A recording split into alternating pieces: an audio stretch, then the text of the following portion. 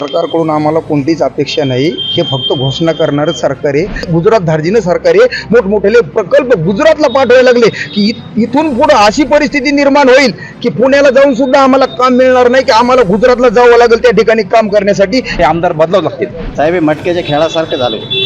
शेतकरी जास्त पैसे भरतात आणि सरकार जे पैसे भरते त्याच्यात कंपन्याचाच अधिक फायदा आहे. आमची बाजू या ठिकाणी समजून घ्यायला पाहिजे आणि मराठ्याच्या पाठीमागे खंबीरपणे उभं राहायला पाहिजे. जर या कदाचित त्यांनी मराठ्यांच्या बाबतीमध्ये अशा प्रकारची भूमिका घेतली नाही तर मराठा समाज निश्चितच या ठिकाणी त्यांचा विचार करणार. नमस्कार, मी राजेश काटकर. सकाळ डायरीमध्ये आपले स्वागत आहे. परभणी जिल्ह्यातल्या जिंतूर आणि सेलू या विधानसभा मतदारसंघाचा आढावा आपण घेणार आहोत. माझ्यासोबत काही नागरिक आहेत, त्याच्यामध्ये डॉक्टर आहेत, वकील आहेत, इंजिनियर आहेत. त्यांच्याशी आपण आता संवाद साधणार आहोत. डॉक्टर साहेब, मला सांगा तुम्ही की ज्या आमदार आहेत त्या आमदाराबद्दल तुमचं काय, की आता बदलायचं आहे का त्यात ठेवायचं? नाही, बदलण्याचा काही विषयच येत नाही, कारण इतकं चांगलं काम त्यांनी या मागच्या 2.5 वर्षामध्ये करून दाखवलेलं आहे. जेव्हा शिंदे सरकार ज्यावेळेस अस्तित्वात आलं त्यावेळेस खऱ्या अर्थाने सेलू जिंतूर मतदारसंघाच्या विकासाला खरी चालना भेटली असं मी म्हणेन. आणि जेवढं काही आश्वासन दिदींनी इलेक्शनमध्ये त्यांच्या दिलेले होते, जवळपास तेवढे 90-95% आश्वासनं त्यांनी त्यांच्या माध्यमातून त्यांनी पूर्ण केलेले आहेत आणि भरपूर विकास त्यांनी या मतदारसंघामध्ये करून दाखवलेला आहे. सरकारकडून आम्हाला कोणतीच अपेक्षा नाही. हे फक्त घोषणा करणारं सरकार आहे. या अगोदर जेवढ्या घोषणा केल्या, 15 लाख रुपये देऊ म्हणले, कोणाला 1 रुपया नाही आला. आता धनंजय मुंडे साहेब म्हणले तुम्हाला सरसकट मदत करू आणि 33% मदतीचा GR काढला. कोणतीच अपेक्षा नाही. आमच्या मतदारसंघामध्ये MIDC होऊ घातली, त्या MIDCचा प्रश्न मार्गी नाही लागला.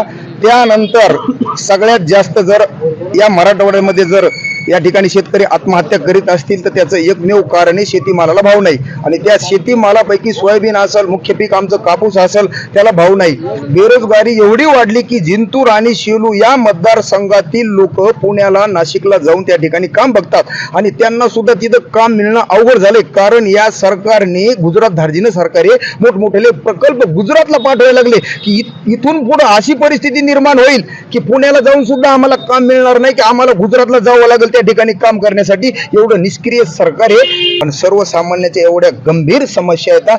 रस्त्याचे थोडेफार जरी काम झाले असतील तरी सुद्धा त्याला सर्वांगीण विकास नक्कीच म्हणता येणार नाही. आमदार निष्क्रिय आहेत. इथल्या शेतीवर तर काहीच केलेलं नाही. इथल्या आमदारांनी शेतकऱ्याबद्दल भाववाढीसाठी कुठलंही आंदोलन नाही. सोयाबीन आज 4,000 पर्यंत लोकांना विकावं लागली, याच्यावर कधी आमदाराचा आवाज नाही. कापूस 6,000 रुपये क्विंटल निघले, याच्यावर कधी नाही. खताचे भाव असतील, लग्नाला भिडलेले आहेत, सगळे पेस्टिसाइडचे भाव वाढलेले आहेत. शेतकऱ्यावर ह्या आमदाराचा इथल्या कुठल्याही प्रकारचा काहीही शेतकऱ्याबद्दल काहीच दिसत नाही. त्याच्यामुळे आमदार बदलावं लागतील. पीक विम्याचा कुठलाही प्रश्न आमदारांनी मार्गी लावलेला नाही. ज्या प्रमाणात शेतकरी पीक विमा भरतात यात तर मला पीक विमा कंपन्याचाच मोठा फायदा दिसत आहे. शेतकऱ्यांना ज्या प्रमाणात पीक विमा मिळायला पाहिजे. साहेब हे मटक्याच्या खेळासारखं झालं. शेतकरी जास्त पैसे भरतात आणि सरकार जे पैसे भरते त्याच्यात कंपन्याचाच अधिक फायदा आहे. आणि त्यासाठी आमच्या तालुक्यातील स्थानिक लोकप्रतिनिधींनी आतापर्यंत कुठलाही आवाज उठवलेला नाही. त्यामुळे आम्ही या आमदार साहेबाच्या कार्यावर असमाधानी आहोत. आता सगळ्यात पहिल्यांदा आमचा जो मुद्दा आहे आरक्षणाच्या बाबतीमधला, तर आमची मराठा संघर्ष योद्धा माननीय श्री मनोज जरांगे पाटील यांची आणि सकल मराठा समाज महाराष्ट्र राज्य यांची मागणी आहे की मराठ्यांना OBC मधून या ठिकाणी आरक्षण मिळायला पाहिजे. जर या जिंतूर सेलू मतदारसंघाच्या आमदारांचं म्हणणं असेल आणि त्यांचा जर जाहीर पाठिंबा असतील आणि त्यांनी जर मतदानाच्या अगोदर त्यांनी जर स्पष्टपणे सांगत असतील की मराठ्यांना OBC मधून 27%च्या मध्ये 50%च्या आत जर या ठिकाणी मराठ्यांना आरक्षण भेटणार असेल, अशी जर त्यांची ठाम भूमिका असेल तर आम्हाला समाधानी असण्याचं काही कारण नाही. परंतु त्यांनी या ठिकाणी केवळ एका OBC बांधवांना जवळ न धरता थोडाफार मराठा बांधवांचा सुद्धा या ठिकाणी विचार करावा. कारण की मराठा बांधव सुद्धा या ठिकाणी मतदार आहेत. त्यांचा जर विचार करत असतील आणि मराठ्यांना जर आरक्षणाची भूमिका त्या स्पष्टपणे मांडत असतील तर आम्हाला असमाधानी असण्याचं काही कारण नाही. परंतु त्यांनी आमची बाजू या ठिकाणी समजून घ्यायला पाहिजे आणि मराठ्याच्या पाठीमागे खंबीरपणे उभं राहायला पाहिजे. जर या कदाचित त्यांनी मराठ्यांच्या बाबतीमध्ये अशा प्रकारची भूमिका घेतली नाही तर मराठा समाज निश्चितच या ठिकाणी त्यांचा विचार करणार. सर्वसामान्य म्हणून बोलतो, या ठिकाणी जे आम्हाला आमदार लाभले आमच्या मतदारसंघात, मेघनादिदी बोर्डीकर एक महिला आमदार आहेत, शिकलेले आमदार आहेत. शिकलेल्या आमदारामुळे काय फायदा होतो? आता मी तुमच्या बाळगेत असताना ऐकलं शेतकऱ्याला लाभ मिळाला नाही मिळाला. एकमेव मराठवाड्यातले एकमेव आमदार आहेत जे अधिवेशनात विम्यासाठी बोलल्या त्यांचे आम्ही व्हिडिओ माध्यमातून मीडिया तुमच्याच मीडियामध्ये त्यांचा व्हिडिओ आलता. त्यांना जो आता मागच्या आठवड्यात जो विमा मिळाला ते केवळ आमदार मेघना दीदीमुळे मिळालेला आहे. आणि महिला आमदारांना काळजी महिलांची आहे. मतदारसंघात 92,000 महिलांना लाडली बहीण योजनेचा लाभ त्यांनी दिलाय. त्यासोबतच स्वतः वैयक्तिक लक्ष घालून योजना दूध घरोघरी जाऊन पाठवून कोणतीच महिला वंचित राहणार याची काळजी घेतली. त्यानंतर श्री योजना असेल, कामगारांना भांडी वाटपाचा कार्यक्रम असो, किट स्वतः लक्ष घालून जमिनीवर ग्राउंडवर काम करतात. विकासाचे काही मुद्दे या ठिकाणी कोणी मांडलेत. मी म्हणतो आपण ज्या ठिकाणी उभा आहेत आणि जे असं म्हणले सर्वसामान्य नागरिक विकास झाला नाही, तुम्ही सेलूत फिरा, बघा, तालुक्यात फिरा, मतदारसंघात बघा किती विकास झाला, किती मोठ्या प्रमाणात विकास झाला.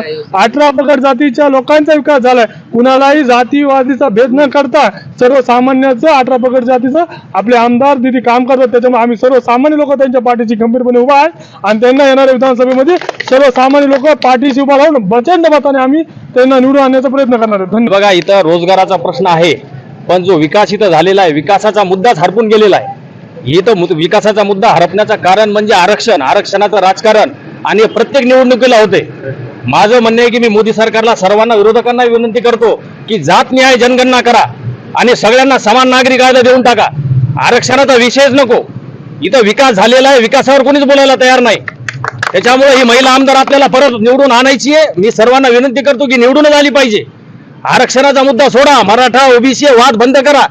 आपल्याला इथं जातनिहाय जनगणना करणं गरजेचं आहे आणि ही जनगणना केल्याच्या नंतर समान नागरी कायदा भेटला पाहिजे.